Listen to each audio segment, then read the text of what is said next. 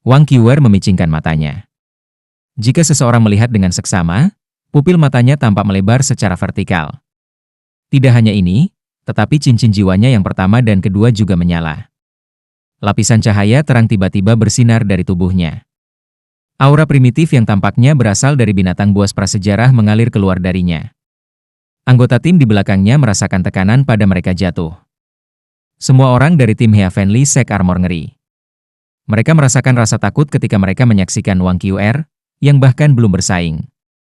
Dia benar-benar mampu mengambil keterampilan fusi 7 orang mereka sendiri.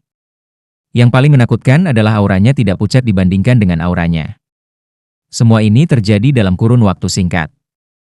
Setelah Heavenly Armor Needless mereka digabungkan, Han Jian melepaskan keterampilan menakutkan mereka saat aura Wang Qiuer mulai melambung. Sinar cahaya tebal melonjak dari pusat Heavenly Armor Shield.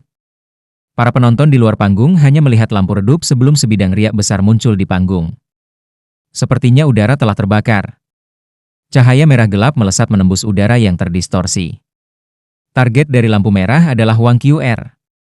Wang Qiuer dengan cepat bergegas ke tengah panggung. Sama seperti Heavenly Armor Shield dilepaskan, dia merasakan perasaan tercekik yang kuat, seperti tubuhnya berada di ambang mencair. Namun, tanggapannya seketika. Garis cahaya keemasan menyala di depan tubuhnya saat dia mengeluarkan raungan naga nyaring. Setelah ini, dia menginjak lantai dengan kaki kanannya. Tombak naga emasnya berubah menjadi bola cahaya keemasan yang menahan serangan dari Heavenly Armor Needle. Sama seperti Wang Qiuer meletus, dua orang lain dari tim Shrek juga melepaskan keterampilan jiwa mereka. Ning Tia menirukan aksi mengangkat dengan tangan kanannya, dan pagoda harta karun berwarna pelangi muncul di atas telapak tangannya. Ada 7 tingkat dari pagoda Glazed 7 harta ini. Kecepatan pertama. Kekuatan ketiga. Kelima, jiwa. Siswa halaman dalam Akademi Shrek jelas sangat kuat. Dia menggunakan 3 keterampilan jiwa pada saat yang sama, dan mereka semua digunakan pada Wang Qiuer. Cahaya keemasan dari tubuh Wang Qiuer sangat mempesona. Semua orang harus mengakui bahwa jiwa alat bantu nomor 1 adalah Seven Treasures Glaze Pagoda, dan gelar ini belum pernah direnggut sebelumnya. Selain Ning Tian, Cao Jinxuan juga pindah. Cincin jiwa pertamanya dan ketiga menyala. Proyeksi ilusi besar tentang jam muncul di belakang Cao Jinxuan. Waktu pada jam ini mencerminkan waktu sebenarnya. Namun, cahaya perak yang menyilaukan kemudian menyala pada putaran jam. Setelah ini, jarum detik berhenti sejenak sebelum bergerak mundur 1 detik. Seluruh panggung tampaknya telah berhenti sejenak setelah jam muncul. Pada saat ini, 2 aliran darah mengalir keluar dari lubang hidung Cao Jinxuan. Tubuhnya bergetar, dan dia tampak sedikit pusing. Di udara, Heavenly Armor Needle yang hendak mencapai Wang Qiuer berhenti, dan anehnya mundur setengah jarak yang sudah ditempuh. Celah lebih dari 10 meter telah dibuat antara itu dan Wang Qiuer. Semua orang terpana dengan pemandangan aneh ini. Bahkan Huo Yuhao tidak membuka matanya lebar-lebar, dan dia memfokuskan pandangannya. Wang Qiuer sudah mengharapkan ini dari awal. Saat Heavenly Armor Needle bergerak mundur, Wang Qiuer melompat menggunakan penundaan yang 1 detik ini. Dia berbelok setengah ke udara, dan auman naganya berubah menjadi nada yang menusuk. Dia mengangkat lengan kanannya ke belakang sebelum melemparkan Golden Dragon Spear-nya. Targetnya adalah sinar cahaya merah dari Heavenly Armor Needle. Emas dan merah berpotongan di udara.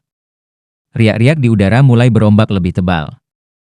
Itu seperti batu besar telah dilemparkan ke danau. Lampu merah dari Heavenly Armor Needle terus menembak ke depan. Namun, seberkas cahaya keemasan merobeknya seperti itu.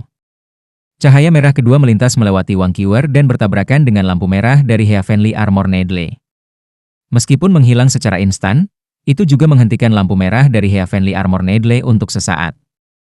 Setelah ini, lampu merah yang mendekat berubah menjadi kepala naga besar yang sepertinya akan menelan Heavenly Armor Needle. Meskipun itu menghilang pada saat berikutnya, cahaya dari Heavenly Armor Needle juga melemah lebih dari 25%. Di sisi lain Wang Qiuer, bola besar cahaya putih dilepaskan, dan secara akurat memblokir jalur Heavenly Armor Needle. Serangkaian suara mereda seperempatnya. Ketika mencapai Wang Qiuer, hanya sepertiga dari sisa kekuatannya yang tersisa. Cincin jiwa ketiga Wang Qiuer menyala. Cahaya keemasan yang dia lepaskan dikumpulkan di tangan kanannya secara instan, dan berubah menjadi kepala naga emas. Ini adalah keterampilan jiwa ketiganya, Kepala naga emas. Ledakan. Ledakan. Dua ledakan terdengar bersamaan. Salah satunya berasal dari tangan Wang Qr, sementara yang lain berasal dari Heavenly Armor Shield. Wang Qr berhenti di tengah serangan hanya untuk sesaat sebelum kaki kanannya menabrak lantai lagi, membuat lekukan beberapa meter persegi di lantai berlapis logam. Dia seperti peluru meriam emas saat dia meledak ke depan. Di sisi lain, perisai gabungan itu dipecah menjadi 7 bagian setelah tombak naga emas mengebor melewati Heavenly Armor Needle. 7 keping itu berputar di udara, mencoba untuk bergabung sekali lagi. Namun, Wang Qr terlalu cepat. Sebelum mereka bisa melakukannya, dia sudah dekat, dan tangan kanannya meraih tombak naga emas yang telah terbang kembali kepadanya. Dia menyapu udara di depannya dengan tombaknya. Cahaya keemasan menyala, dan 3 perisai itu langsung hancur. 3 dari murid surgawi Armor Sekte berteriak menyedihkan. Mereka terluka parah ketika jiwa bela diri mereka dihancurkan. Wang Qr sepertinya tidak berhenti sama sekali. Tombak naga emasnya berubah menjadi lampu yang memenuhi langit. Saat lampu emas ini bersinar, 4 murid yang tersisa merasa seolah-olah Wang Qr menyerang dengan sekuat tenaga. Keempat perisai tidak memiliki kesempatan untuk bergabung kembali sebelum mereka dipaksa kembali. Tubuh Wang Qr melintas lagi sebelum dia mendarat di samping mereka berdua di sebelah kiri. Di sisi kanan, Xie Huanyue dan Dai Huabin sudah tiba. Tim Heavenly Armor Sekte benar-benar dibongkar setelah keterampilan fusi mereka gagal. Tim Shrek juga tidak terlalu keras pada mereka. Mereka hanya mengalahkan tim Heavenly Armor Sekte dengan cara tercepat dan mengakhiri pertarungan tim ini. Di bawah panggung, Han Zhanu benar-benar terkejut ketika melihat ini. Dia tidak bisa percaya bahwa keterampilan fusi mereka telah diatasi dengan mudah. Itu terlalu banyak. Bagi banyak orang, Wang Qr adalah orang yang telah melakukan semuanya sendiri. Dari langkah pertama yang dia ambil, semuanya tampaknya telah diputuskan. Seluruh proses tidak bisa lebih cepat. Wang Qr seperti seorang dewi yang mengendalikan seluruh proses, mengalahkan lawan-lawannya dengan strategi pertempuran paling sederhana. Keterampilan fusi tim Heavenly Armor Sekte tampak sangat lemah. Jika bukan karena fakta bahwa itu mencengangkan saat dilepaskan, semua orang akan melupakannya. Wang Dong'er sedikit termenung saat dia berkata dengan lembut, mereka jauh lebih kuat dari yang kita duga. Huo Yuhao mengangguk dengan lembut dan berkata, semoga saja kita tidak bertemu mereka. Dia tahu lebih baik daripada orang lain, karena dia adalah orang dengan deteksi spiritual. Dia juga yang paling jelas tentang apa yang terjadi di seluruh proses. Tepat sekali. Wang Qr tampak sangat kuat sepanjang pertarungan. Namun, dia bukan faktor penentu. 2 rekan satu timnya di belakangnya adalah faktor penentu. Mengapa Wang Qr bisa dengan mudah mengalahkan lawan-lawannya bahkan ketika mereka melepaskan keterampilan fusi mereka? Itu bukan karena lawannya tidak kuat. Itu karena pagoda 7 harta karun ada di belakangnya untuk meningkatkan kekuatannya dalam semua aspek, yang memungkinkan kultivasinya melambung ke tingkat sage jiwa 7 cincin. Time Elapsing Clock dari Cao Jinxuan juga telah membalikan keterampilan lawan mereka dan menciptakan waktu yang cukup untuknya. Itu tidak akan mudah bagi Wang Qr untuk berurusan dengan keterampilan fusi sendirian, meskipun dia sangat kuat. Koordinasi mereka sekarang tidak sama dengan ketika mereka bertengkar dengan Seven Monster Shrek sebelumnya. Apakah itu kekuatan bertarung individu atau kekuatan tim mereka? Mereka jauh lebih baik dari sebelumnya. Mereka seperti unit yang lengkap sekarang, dan Wang Qr adalah inti dari unit mereka. Huo Yuhao sangat akrab dengan orang-orang dari Shrek. Apakah itu Dai Huabin, Wu Feng, atau Ning Tian? Mereka semua berbakat di generasi yang lebih muda. Namun, mereka memiliki sifat bakat yang sangat jelas, kesombongan. Namun, sepertinya mereka telah menarik sedikit kesombongan mereka. Nyaris tidak mungkin menemukan kesombongan itu lagi. Justru karena ini pula mereka dapat bersatu sebagai satu kesatuan. Itu juga mengapa ekspresi Huo Yuhao berubah serius. Dengan pemahaman Huo Yuhao tentang Wang Qr, dia tahu bahwa dia akan memberikan yang terbaik jika mereka bertemu di turnamen. Mereka terikat untuk bersaing satu sama lain dalam hal kemampuan mereka. Namun, Huo Yuhao tidak mau bertemu mereka di turnamen. Timnya akrab dengan mereka, dan mereka sangat kuat. Sebelum BIB pulih, dia bahkan lebih tidak rela bertemu tim Shrek. Pertarungan pertama dari chapter eliminasi kedua berakhir. Meskipun Shrek Academy tidak menang dengan telak, mereka masih menunjukkan kekuatan mereka. Ini terutama berlaku untuk Wang Qr. Penampilannya di chapter tim menyebabkan semua pemimpin tim lainnya menjadi suram. Tentu saja, ekspresi anggota sekte Roh Kudus tidak dapat dilihat, karena mereka menyembunyikan wajah mereka. Turnamen berlanjut, dan beberapa perkelahian berikutnya sangat intens. Agar memenuhi syarat, setiap tim memberikan yang terbaik. Ada banyak korban di chapter eliminasi kedua ini. Bau darah yang keluar dari panggung juga tumbuh semakin kuat. Ayo kembali, kata Huo Yuhao kepada teman satu timnya setelah menatap langit. Kamu tidak menonton lagi? Susanshi sedikit terkejut saat dia melirik Yuhao. Huo Yuhao menggelengkan kepalanya dan menjawab, kami telah melihat apa yang kami butuhkan. Tidak ada yang tersisa untuk dilihat. Tidak peduli siapa lawan kita harus memberikan segalanya, kan? Mari kita kembali beristirahat. Saat berbicara, dia memberi isyarat agar Wang Donger mendorong kursi rodanya. Meskipun Huo Yuhao bukan yang tertua di antara mereka, dia adalah ketua tim yang berdiri sejak Bei tidak ada. Tidak ada yang mempertanyakan kata-katanya. Semua orang berdiri dan meninggalkan tempat itu diam-diam, kembali ke Mingyu Hotel. Mereka bersaing besok. Lawan mereka tidak terkenal, dan berasal dari sekte juga. Mereka tidak memiliki informasi mengenai sekte ini, dan mereka juga tidak melihat sekte ini di chapter eliminasi pertama. Namun, itu tidak berarti bahwa lawan mereka payah. Setelah kembali ke hotel, Huo Yuhao memanggil teman satu timnya ke kamarnya. Di turnamen, mereka memiliki ruang pertemuan yang bisa mereka gunakan. Namun, mereka harus puas dengan ini untuk putaran ini. Aku akan berbicara tentang strategi besok sebentar, Huo Yuhao memulai. Susanshi tertawa, apakah kamu berencana untuk berkompetisi terlebih dahulu dan melanjutkan sampai akhir?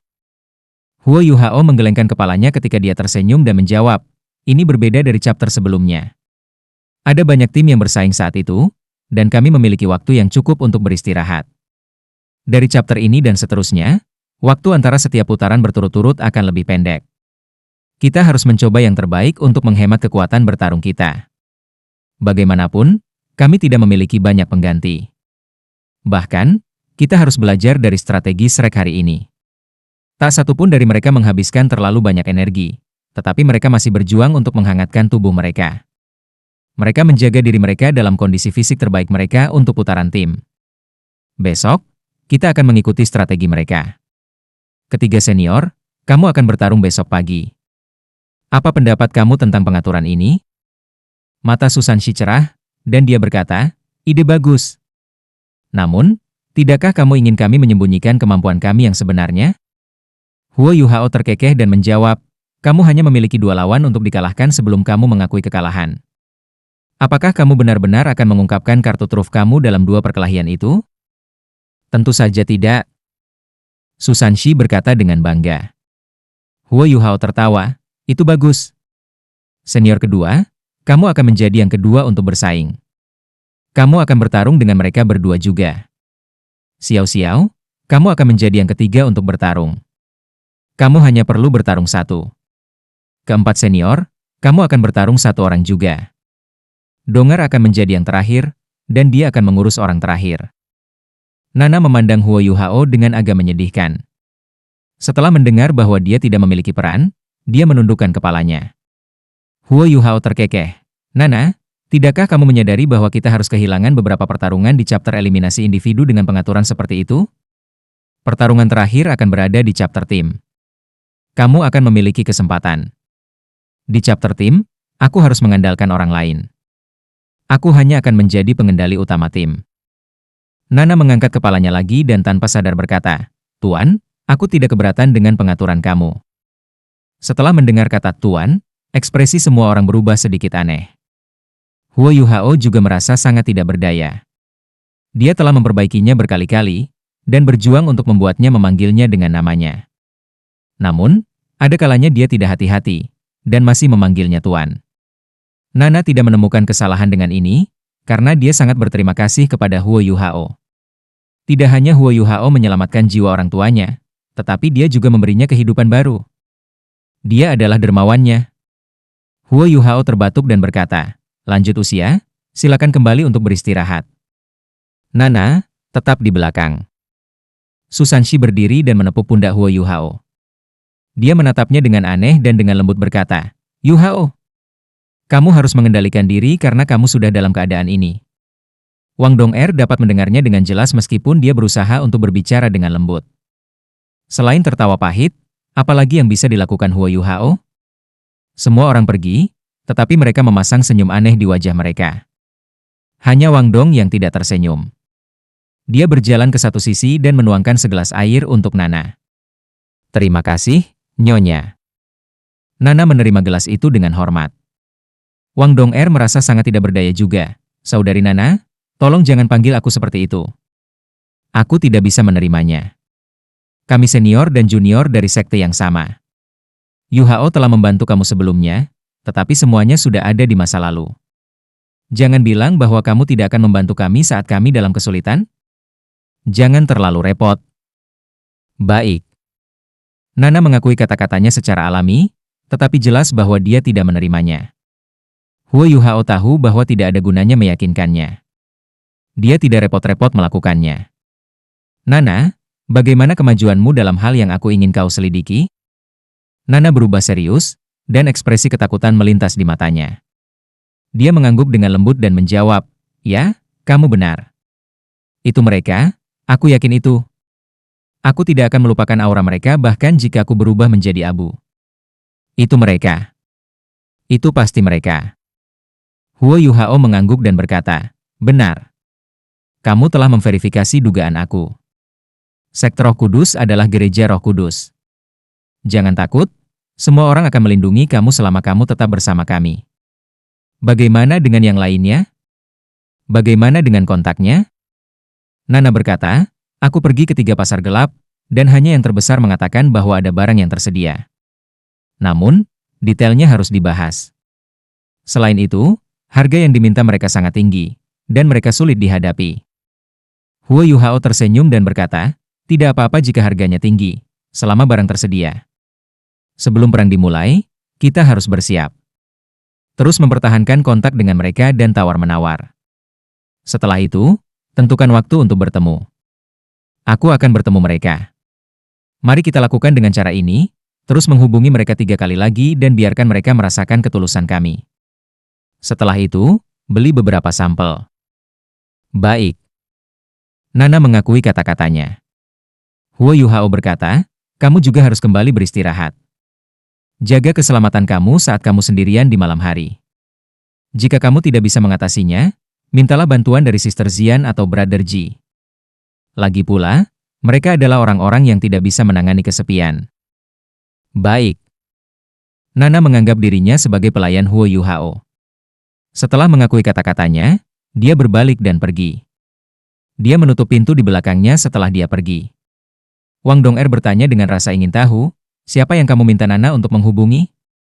Mengapa aku tidak tahu tentang itu?" Huo Yuhao tersenyum dan berkata, "Apakah kamu lupa bahwa kekuatan spiritual aku telah mencapai dunia nyata yang tidak material? Aku mengajarinya beberapa hari yang lalu. Karena kita di sini di Kekaisaran Sanmun, kita tidak bisa pergi dengan tangan kosong. Kami telah menemukan beberapa klien besar. Pada saat yang sama, kita akan membeli beberapa barang." Wang Dong'er cerdas. Dia segera memikirkan sesuatu, dan bertanya, "Logam langka? Kamu meminta Nana untuk mencari logam langka untuk dijual di pasar?" Huo Yuhao mengangguk, "Sayangku, kamu benar-benar cerdas. Kemarilah, aku akan membalasmu dengan ciuman." Wajah Wang Dong'er memerah, dan dia berkata, "Berhentilah bermain-main. Mari kita kembali ke bisnis yang tepat terlebih dahulu." Baik. Karena kamu sudah setuju, aku akan menunggu sampai kita selesai dengan bisnis yang tepat terlebih dahulu. Huo Yuhao berkata dengan ekspresi serius di wajahnya. "Sejak kapan aku setuju?" Wang Dong'er bertanya dengan malu. Huo Yuhao terkekeh dan berkata, "Kamu mengatakan bahwa kita harus kembali ke bisnis yang benar terlebih dahulu. Tentu, itu berarti bahwa kita akan mendapatkan bisnis yang tidak patut setelah itu. Kamu, mari kita kembali ke bisnis yang tepat." "Kamu benar. Aku ingin membeli beberapa logam langka." Melihat wajah serius Huo Yuhao, Wang Dong'er membentak saat dia menarik tangannya ke arahnya. Dia menggigit punggung tangannya. Namun, dia menggigit dengan sangat lembut. Ini terbukti dari bagaimana Huo Yuhao menikmati gigitannya. "Bisakah kamu membeli logam langka di Kekaisaran Sanmun? Mereka sumber daya perang sekarang. Wang Dong'er bertanya dengan ragu setelah dia selesai menggigitnya.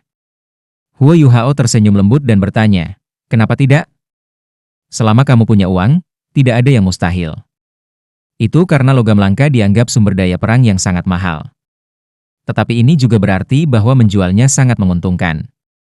Beberapa orang akan tertarik dengan keuntungan seperti itu.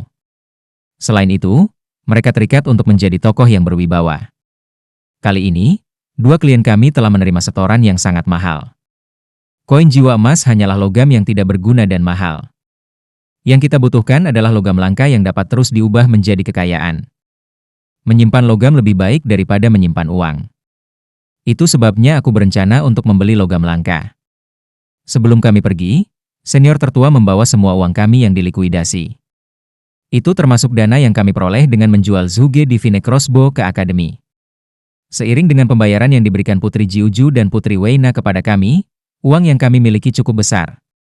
Wang Dong'er agak khawatir, namun, aku khawatir akan sangat sulit untuk membeli logam langka di sini. Bagaimana jika kita tidak mendapatkan barang bahkan setelah membayar? Bahkan jika kita mendapatkan barang, bisakah kita kembali dengan aman? Huo Yuhao menepuk tangannya dan berkata, akan selalu ada solusi. Percayalah kepadaku. Baik. Huo Yuhao berkata, kami selesai dengan bisnis yang tepat. Wang Dong'er secara alami berdiri dan berkata, aku akan mencuci pakaianku. Huo Yuhao tidak akan membiarkannya pergi begitu saja. Dia menarik dengan tangan kanannya, dan dia mendarat di pahanya. Dia tidak berjuang, dan hanya membenamkan kepalanya yang malu di pelukannya. Dia tidak berjuang karena dia takut menyakitinya. Bagaimanapun, hanya lengan kanannya yang keluar dari keempat anggota tubuhnya yang bisa bergerak. Cintaku, sebentar saja, oke? 10 menit kemudian. Bukankah kamu mengatakan itu hanya ciuman ringan? Aku akan menganggapnya ciuman setelah aku puas. Kapan kamu akan puas? Aku tidak yakin tentang itu. Setelah turnamen Master Jiwa Pemuda Elit-Elit memasuki chapter eliminasi kedua, itu menjadi lebih dan lebih intens. 84 tim yang tersisa habis-habisan melawan satu sama lain. Setelah hari pertama chapter penyisihan kedua, 21 tim sudah berhasil lolos ke chapter berikutnya. Setelah kualifikasi yang sukses ini, mereka sudah memiliki satu kaki di chapter round robin. Itu karena 42 tim akan muncul setelah chapter penyisihan kedua ini. Meskipun chapter berikutnya masih merupakan chapter penyisihan, tim terbawa 21 harus bersaing satu sama lain dalam hal poin sehingga 10 tim terbaik dari 21 tim ini dapat dipilih untuk tahap round robin berikutnya. Itu sudah sangat bergengsi bagi tim untuk memasuki tahap round robin, karena itu bukan prestasi yang mudah. Hari kedua chapter eliminasi kedua.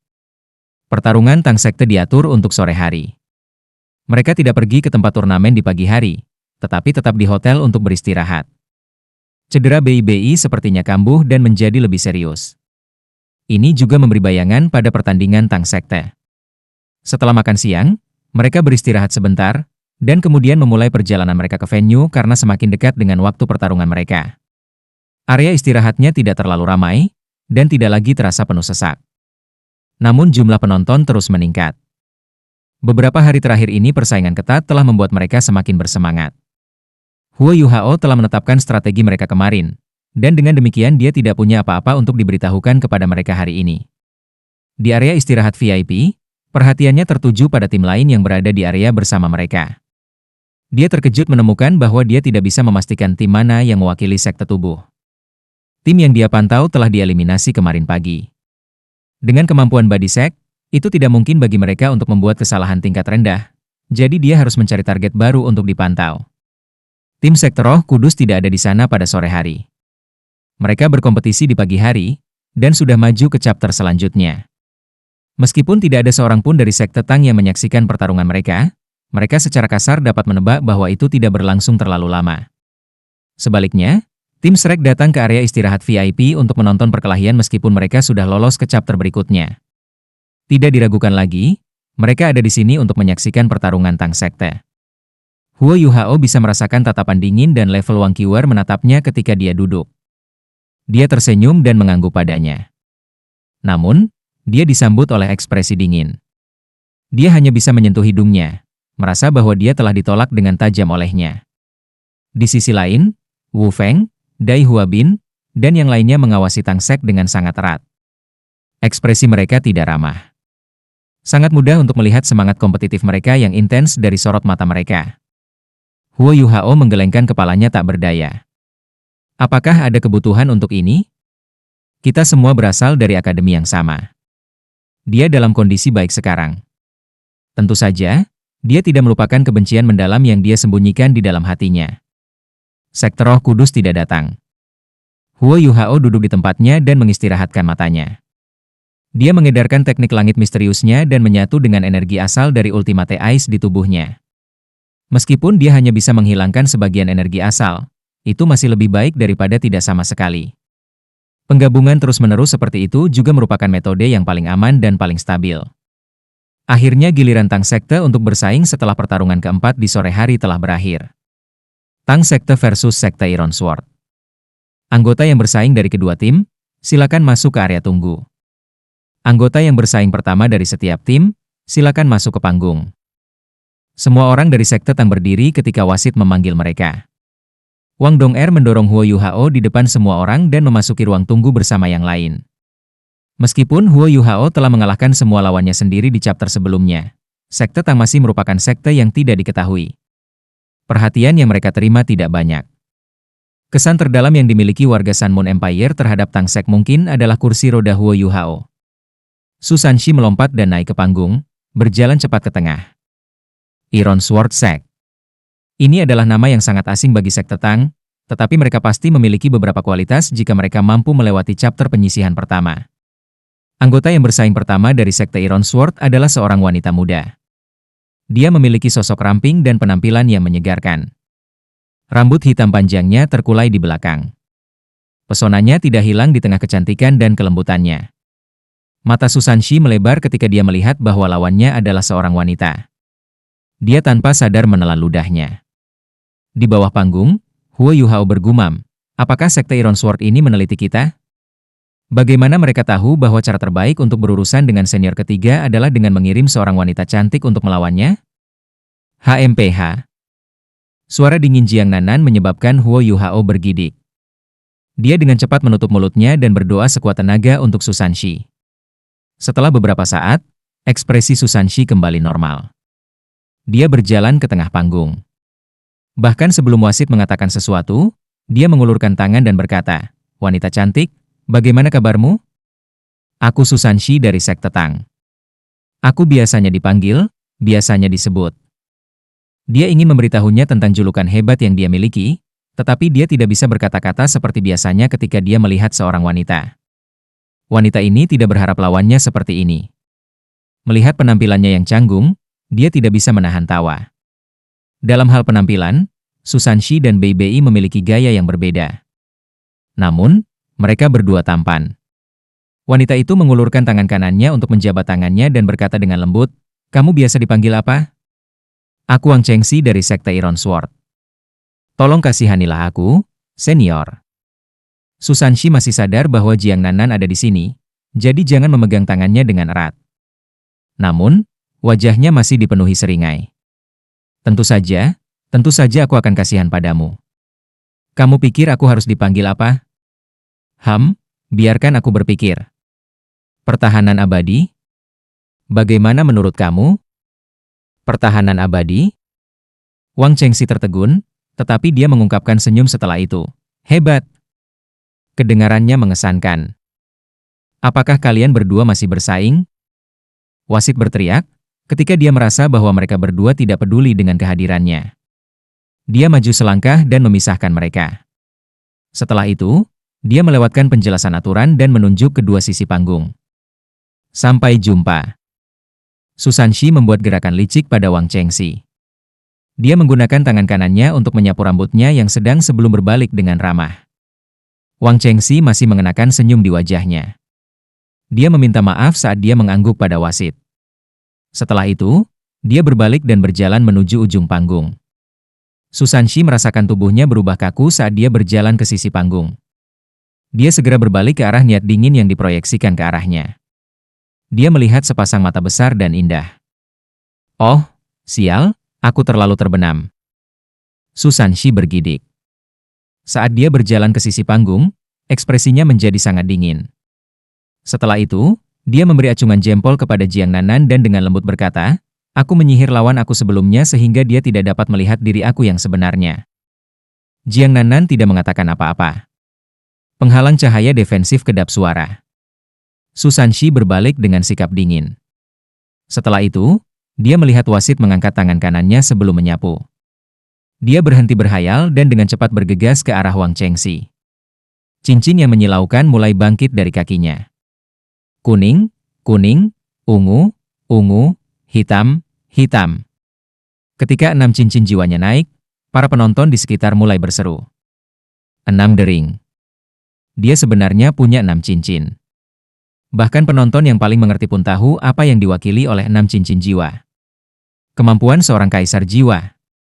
Sangat jarang menemukan pemimpin jiwa yang adalah kaisar jiwa. Karena dia berada di panggung ini, itu berarti dia belum berumur 20. Baginya untuk mencapai kultivasi seperti itu pada usianya saat ini, itu harus berarti bahwa dia adalah talenta hebat dan pesaing yang sangat kuat dalam turnamen ini. Sebuah tim dengan setidaknya 1 Soul Emperor harus dapat mencapai perempat final di turnamen ini. Siapa yang mengira sekte Tang yang tidak diketahui memiliki jiwa kaisar? Di chapter sebelumnya, Huo Yuhao yang bercabang 5 menurunkan 7 lawannya sendirian. Di chapter ini, sekte Tang mengirim kaisar jiwa 6 cincin untuk bersaing terlebih dahulu. Semua orang melihat sekte Tang secara berbeda sekarang. Wang Chengxi tidak menyangka pria itu menggoda dia menjadi seorang kaisar jiwa. Namun, senyumnya tidak hilang. Dia mengambil langkah kecil saat dia maju menuju Su Sanxi. Namun, tidak ada yang bisa melihat kedinginan di matanya. Saat dia mengangkat tangan kanannya, pedang besi hitam pekat muncul di udara.